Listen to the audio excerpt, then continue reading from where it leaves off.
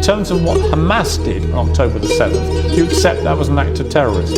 It's an interesting question because It's not really. It is. No, it's a very straightforward question. Because you're the person who would have called Nelson Mandela a terrorist while he was still in jail, and one person's terrorist is another person's freedom fighter. I wouldn't. For me to answer the question, yes, you would have. For me to answer the question, I have to be very professional, Piers. For me to sit on the outside in Romania with no personal involvement in Israel-Palestine, it's easy for me to say yes, it was an act of terror.